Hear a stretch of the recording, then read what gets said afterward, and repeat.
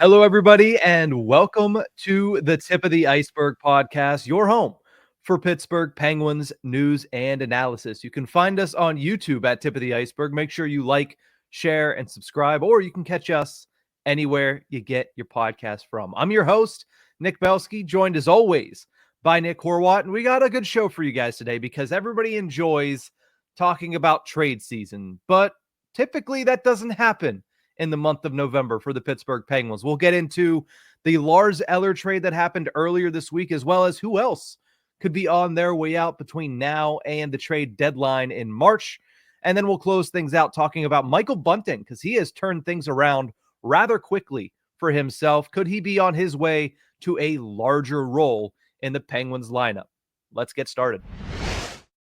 We're kicking things off with something that I've talked about extensively, so I'm just going to sit back, throw up this pitch, and let you hit it out of the park. Penguins sending Lars Eller to the Washington Capitals in exchange for a 2025 fifth-round pick and a third-round pick in the 2027 draft. Horwat, what were your thoughts on the trade Eller to the Caps? Right away, I was surprised by the team.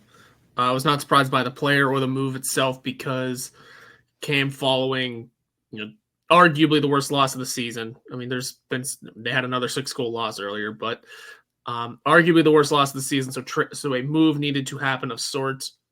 I think this is the kind of deal, or at least Eller's been the kind of deal in the works since last trade deadline. So the fact that he was moved was not surprising whatsoever. I think the team surprised me just because it's weird seeing trades with division rivals, especially one like the Capitals. But you have to give the circumstance of it's Lars Eller. He played there for 6 seasons, won a cup there. And he said himself he never wanted to leave in the first place, which I get. And look at that team now, honestly. How much longer until we start considering the Capitals contenders? Just going to be honest. They're killing it right now. Mm-hmm. Everyone in the lineup. And Lars Eller made that team a very scary-looking team, especially if he can continue what he was doing here. But overall, I wasn't shocked by the move. I wasn't shocked by the player, or the timing for that matter. I think all of it sort of kind of landed on me as that's all of which was expected except for the team. And even after thinking about it, even the team makes sense because he didn't have any trade clauses, but where else was he going to want to go? Especially in this situation. He just didn't necessarily win the lottery, but he just won a pretty good trade for himself in going from one of the worst teams in the Metro to one of the best. And might get to watch Alex Ovechkin break the goals record before Christmas at this pace. Yeah, Ovechkin's obviously having a good start to the season. Not only that, I mean, where else would have paid that probably extra 5th-round pick to get Lars Eller, or extra 3rd-round pick? I mean, there's a lot of people that have said you could have gotten more if you waited towards the trade deadline, but at this point, you needed to send a message, and that is the one name that everybody has been known that you're going to move. So I think that maybe you could have gotten a little bit more if you waited until the trade deadline, but why wait? Get what you can when you can. And I think they got a pretty good return when it comes to a 5th-round pick next year and a 3rd-round pick in 2027, a year in which they now have 2 seconds, 2 thirds, and 2 fourths. And again, I mentioned this yesterday. That's the year directly after Crosby's extension is up. That's the year directly after Carlson's contract is up. And Evgeny Malkin will have, or not Evgeny Malkin, Chris Letang will have 1 year left on his deal. So I think that's going to be a pivotal draft for the Penguins organization. But the other thing that I said yesterday when I was talking about this was that it felt like a warning shot to the locker room from Kyle Dubas. Kind of a, hey, get your act together or more of you are going to be sent somewhere else. And not everybody's going to go to a situation that they enjoy, like Lars Eller going to the Capitals. But get it together if you want this to work in Pittsburgh, because otherwise I'm just going to start trading people off. Do you agree with that? And how do you think they responded last night in their 3-2 overtime loss to the Detroit Red Wings? Yeah, I like the idea of a warning shot because when you said that Kyle Dubas needed to send a message, trading Lars Eller doesn't sound like sending a message. As much as he is a good locker room guy and as much as he is an important piece to the lineup, he's been on the block since last year. When that much time passes, it doesn't sound like a message anymore. It's more of a, like you said, it's a warning shot. It's November and I made a move. It is, Christmas hasn't happened yet. Thanksgiving hasn't happened yet. And a trade's happened. Figure it out now or more of you are going. Mm-hmm. It is the warning shot. It isn't a message. A message would have been doing the Marcus Pettersson deal right now. That would have been the message. It's because Lars Eller's been on that block.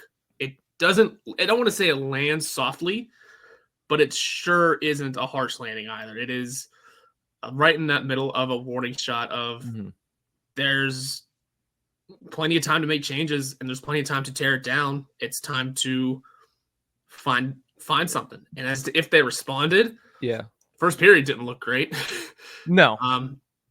Outside beginning of the second period didn't look great either. Yeah, they really had to claw their way back into it. So I would say the response was meh. They woke up eventually, but even then still couldn't push themselves over the edge and settled for 1 point. The Penguins are in such a weird spot that maybe certain people in the organization understand that they're not going anywhere this year, whereas the ones pulling the strings are going to try and continue fighting for every ounce that they have in them. So I don't think the response definitely wasn't where it should have been. But again, like I said, it wasn't necessarily a big trade to shake up the room. It was one that was sort of on the hopper for quite a while. See, I disagree with you there. I think this was a shake up the room type of move. I understand that Lars Eller has been on that trade block proverbially since November of last year, where they said, oh, if things aren't working out, then Lars Eller could be a guy that garners some interest on the trade market. But at the same time, look at what they did last year. He waited and waited and waited and waited and waited and waited till the very last second to make that Jake Gensel trade, to make the Chad Ruhwedel trade. He waited a long time before giving up on that team last year. This isn't giving up on this team. I agree with you. If he would have traded Marcus Pettersson, that would have been waving the white flag. Hey, we are done with this season. So he didn't do that. But I do think it sends a message because this is him saying, last year I was patient with you guys because last year I believed that, hey, you could eventually get it together. This year I'm saying I think you need a little kick in the pants. And that kick in the pants is trading away, like you mentioned, a guy that's well-liked in that locker room, a guy that played a pretty pivotal role in the lineup. Now, do they think they could replace him with a guy like Blake Lizotte, which obviously, thoughts go out to him, second time in as many months that he's been hit in the face with a puck. Hopefully he's not dealing with a concussion once again, still being evaluated. But they think that there's guys that can fill that role, probably not as well as Lars Eller would this season, but they're hoping young guys step up and take that spot. Whereas if it was Pettersson, I agree. There's nobody in the organization that's going to do what Marcus Pettersson could do when he's at his best. But I still think it's a warning shot and it's a message to say, listen, I'm not going to be as patient as I was last year. If you continue to go down this path, I am going to blow this thing up. And I don't fault him for that because he should. If they continue to play as poorly as they have, and last night was better, but I'm not going to say last night isn't anything out of the ordinary for them. They just played better against a worse opponent.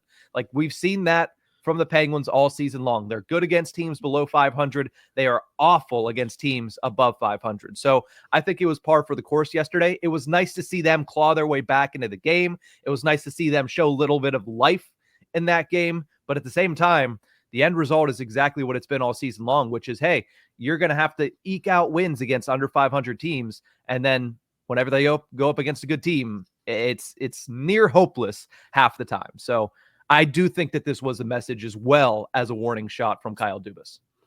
I like the way Rob Rossi put it in The Athletic. This kind of deal sends a message to the role-playing veterans, quote unquote, from his piece in The Athletic. It doesn't necessarily send a message to the big guys. Like I said, Eller had been around on that block for a while, but the guys like Noel Acciari, Blake Lizotte, Anthony Beauvillier, those three were listed by name by Rob Rossi here.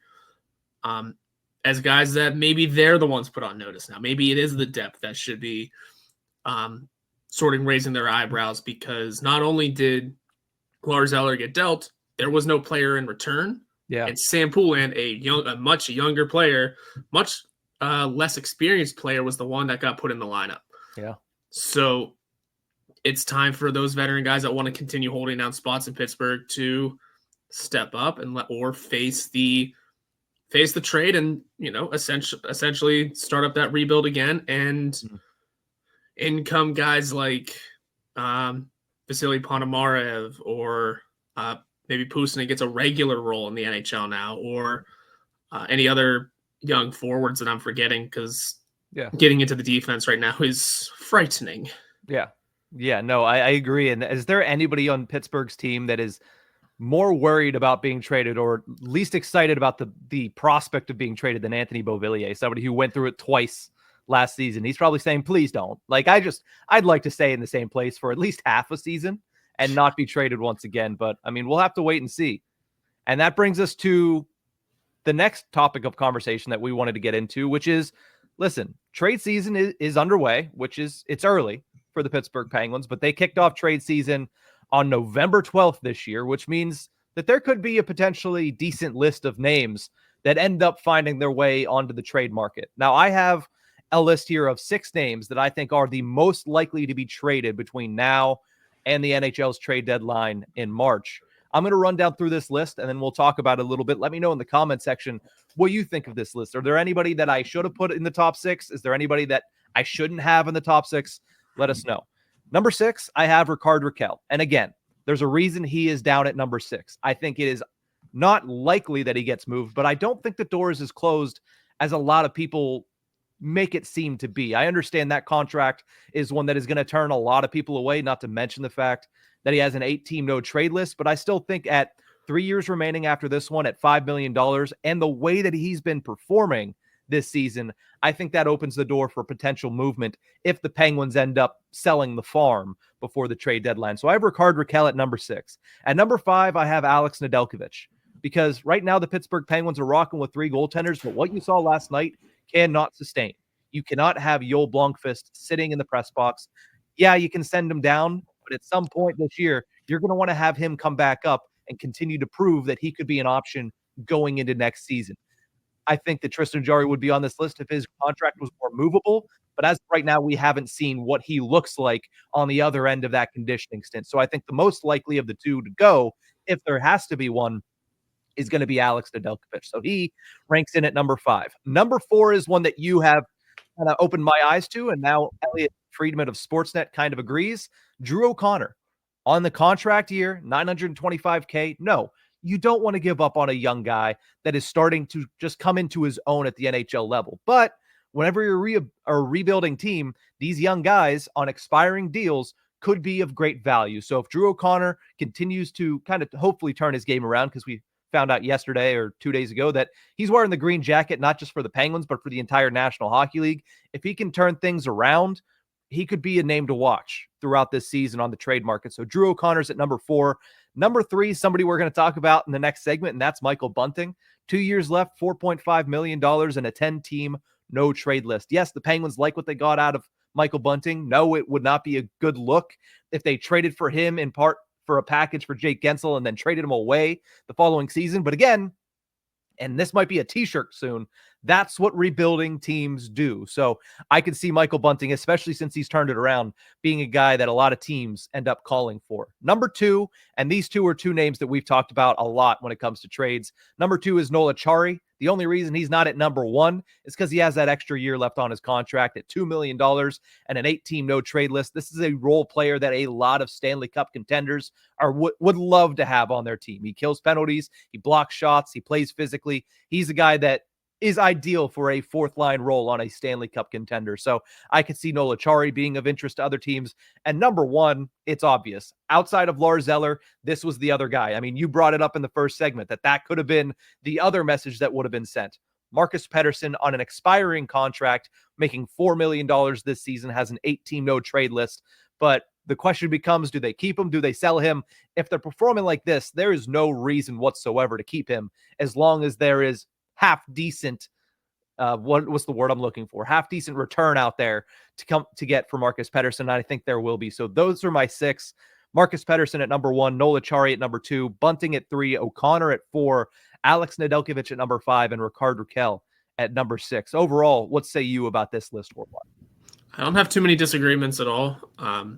I'd be surprised to see Bunting go just because he has he's got a couple of years left, and they really want to see what they have from him, and they really like what they got from him in the first place. I want to see it turn around, but at this point, it does feel like everyone could be on the table. Pettersson, like I said, would be that shake-up move, that wake-up call move. Aside from firing the coach, that's probably the number one wake-up call that this team could take right now. Yeah.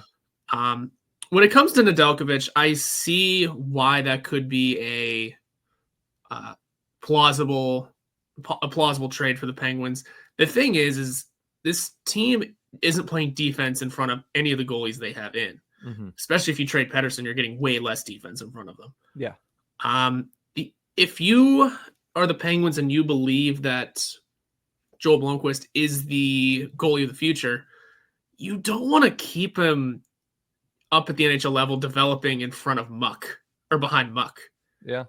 It might be the smart play to send him to the AHL for the season, let him fully marinate and be ready for next year whenever this team likely wants to go back at it, or retool on the fly. Because if that's what they believe in, with Blomqvist, they're going to want to preserve some development time and not have him get just shelled night in and night out.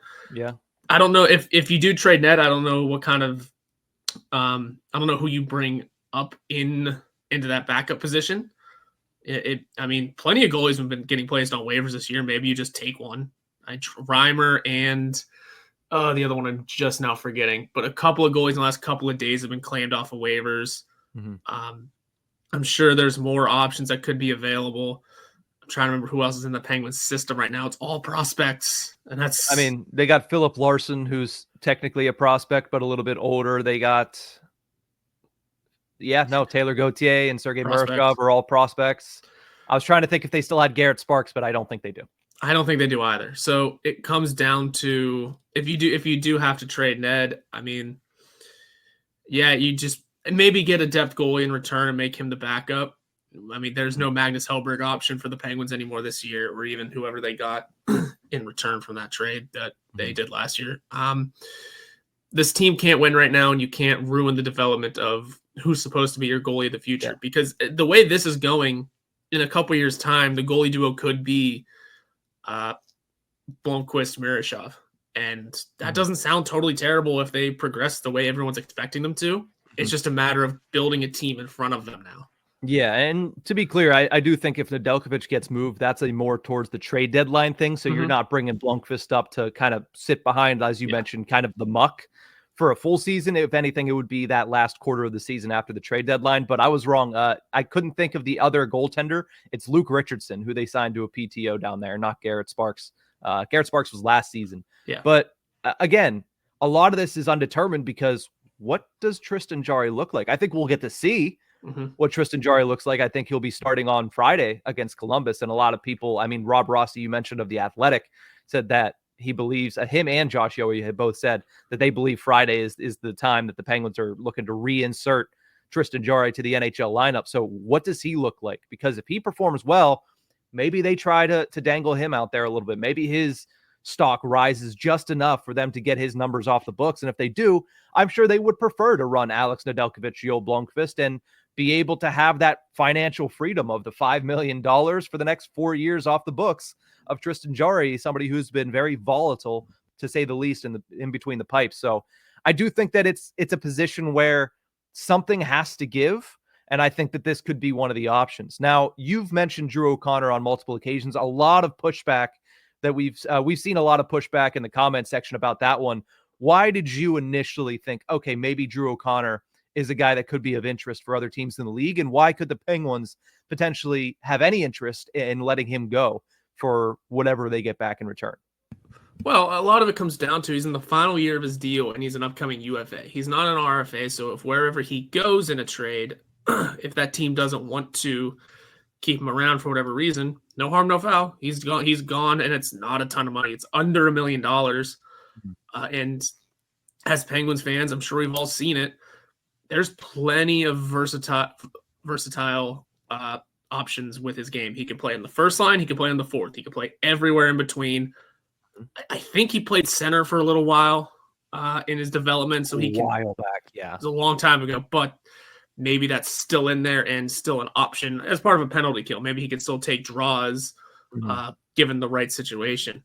He can do pretty much anything you ask him to do. He's really honed in his speed. He's really gotten control of his own game. Yeah, he's got the worst plus minus imaginable right now. But that's just a side effect of the team right now. Playing all over the lineup and just being put up against pretty much everyone in the league.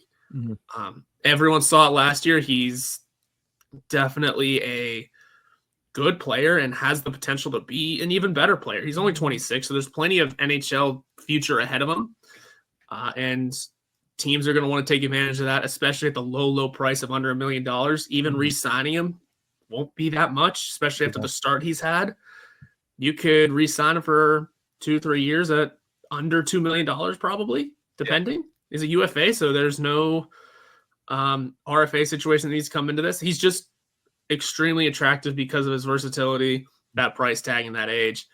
Again, it's rare you get. I know he's going to be 27, but it's rare you get those 26-year-olds that are UFAs. Yeah.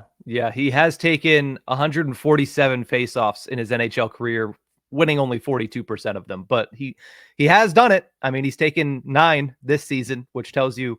I mean, I know it's hard to kind of judge faceoffs totality. He's taken 9 this season, which tells you he can take faceoffs or he will take a faceoff. He's not relied upon to take faceoffs in any way, shape, or form. But no, I agree with you. I think that this is a guy that the Penguins would be foolish to kind of hang up the phone as soon as that name is mentioned. So if they're able to get something good for him, yeah. And now what is good? It depends on what his performance is whenever those discussions happen. Right now, you're probably not getting very much value out of Drew O'Connor. So that's one that you can sit on, you can wait on, because at the end of the day, if you don't trade him, maybe you bring him back. That's the type of player that you wouldn't mind having through a rebuild. Somebody who can build, can be good. And by the time you get good again, maybe he is a reliable veteran. But as of right now, he might just have more value to the Penguins as a trade piece if he can kind of kick his game into gear, get out of the green jacket spot in the NHL and start to be more the player that we saw last year. We saw him get a couple of chances on the first line with Sidney Crosby. He's been bumped back down to the third line. So maybe trying to find a consistent spot and consistent role in this lineup is something that could go a long way for Drew O'Connor, but he just hasn't been able to do that to this point in the season. So those are the 6. Like I said, let us know in the comment section what you think of this list of the 6 Penguins who are most likely to be traded next. Rickard Rakell at number 6, Alex Nedeljkovic at number 5, Drew O'Connor at number 4, Michael Bunting at number 3, Nola Chari at number 2, and of course, Marcus Pettersson at number 1. Let's close out this episode by talking about one of those 6 at a little bit of a deeper pace, and that's Michael Bunting. He's starting to find his form because that's a player that we had been very hard on through the early portions of the season. He had struggled very mightily, 1 point in his first 12 games, and that was an assist. Since then, he has 3 points in his last 5 games, 2 goals and 1 assist. When he's on the ice at 5-on-5, according to Natural Stat Trick, the Penguins control 59% of the shots, 62% of the expected goals for, 55% of the scoring chances, and a astounding 67% of the high danger scoring chances, not to mention the fact that he's also playing much more physical over the last 5 games. He has 11 hits in those outings. How important is his resurgence to this Penguins team? Vitally important. We knew how important he was when he was struggling. We pretty much had the same discussion of, if the Penguins can get him to wake up, if they can get him to find some consistency in production, maybe he can be a big reason why this team turns things around. I don't know where this team is by way of turning things around, even if Michael Bunting finds something. But he'll be a huge piece in making sure there is a net positive happening in Pittsburgh. Regardless of overall record, if Michael Bunting is on his game, then there's some positives to be had. And, when you put him at 3rd on your trade list, I think that even speaks more to you get him going. That becomes a very, very, very attractive piece. And you try and look into sort of what he did last year. I mean, he had a slow start with Carolina last year. They sent him to Pittsburgh, and look at that. He ended up being one of the most productive trade pieces of post-deadline. Now, it's unlikely something like that happens again, but so far he's riding that same wave. Slow start, starting to find something. Just depending where the Penguins go, maybe it is teardown season. He becomes part of that teardown. Maybe he finds a groove somewhere for probably a playoff team, but finds a groove somewhere elsewhere.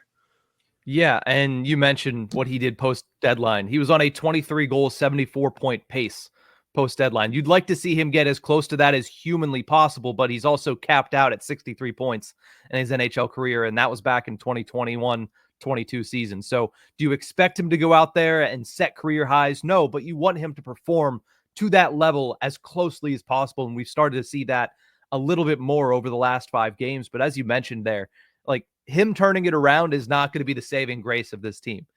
We're talking about this as a 5-game sample size. The Penguins are 1-2-2 in those 5 games. So he's not going to be able to be the saving grace. But here's the thing.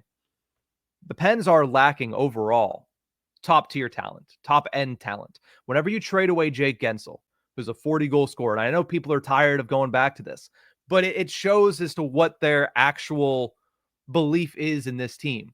Whenever you trade away a player like that, you need your Brian Rusts, your Ricard Raquels, your Michael Buntings to all perform at the top of their ability, because the one player you picked to replace him was Drew O'Connor, was Anthony Beauvillier. Those are the players that have been in those spots this year. That's not gonna make up for it. Not to mention the fact that you have gotten 10 times worse defensively. So not only are you trying to make up for goals lost whenever you trade away a player like that, you're putting yourself further behind the 8 ball because of the defensive deficiencies that this team has kind of suffered. So with those facts in mind, he needs to be at his best, and that might not be 23 goals, 74-point pace like he was after the trade deadline last year, but it needs to be closer to what we've seen the last 5 games, and it cannot, and I cannot stress this enough, cannot be what we saw in the first dozen games of the season. No kidding. It can't be anything like that. Not even lifeless stuff. I mean, maybe there was some juice there, but it wasn't equaling production. He just seemed invisible. He wasn't throwing his body into things like he should and normally does. We can't see that again from him. Going forward, it's got to be more of the pretty much immediately after we talked about him, after I predicted he would be the first to score out of him and Cody Glass, which, well, we see how that went. So, yeah. But not only did Michael Bunting score, he then seemed to find a bit more of his rhythm, find a bit more of what makes him Michael Bunting, what makes him so attractive in the NHL. That's just the kind of stuff you need. Again, it doesn't, like you said, it doesn't need to be career-defining stuff. It doesn't need to be huge sky-high paces, but anything to help the team where you bring your game and everything else kind of follows along, because everything will follow along as long as you are just sticking to what made you Michael Bunting in the first place. Yeah, there were really good spurts in last night's game between him, Brian Rust, and Evgeny Malkin on that second line. And I think that's exactly what you need. Like, yeah, they lost the game, but Michael Bunting was out there and helped lead to Brian Rust's first goal that started the comeback. He also set up Evgeny Malkin on a couple of really grade A opportunities. So that's what you need from him. And you need him to be the pest. We've said that on countless occasions. You need him to be the pest, because that's when he's feeling it. That's when he's at his best. The last thing that I'll say here before we go for today's episode is I wouldn't mind seeing him with Sidney Crosby. And this is one of those things where you look at it and you say, why haven't they tried that? He's played under 8 total minutes of 5-on-5 ice time with Sidney Crosby this year. I understand that last year when he was at his best, who was he playing with? Evgeny Malkin. I get it. But right now you're trying out guys like Anthony Beauvillier, who I will say, we talked about this before the show, has tied his goal total from last year already, which is nice, but 3 of those goals have come against the Detroit Red Wings. Can we do it on a little bit, can we look a little bit better? Because to me, whenever I watch Beauvillier, I'm looking at him and saying, he's really not doing anything. And then every once in a while, he finds himself in the right spot and he puts the puck in the back of the net, which you can't complain too much about that. It helped get them a standings point yesterday.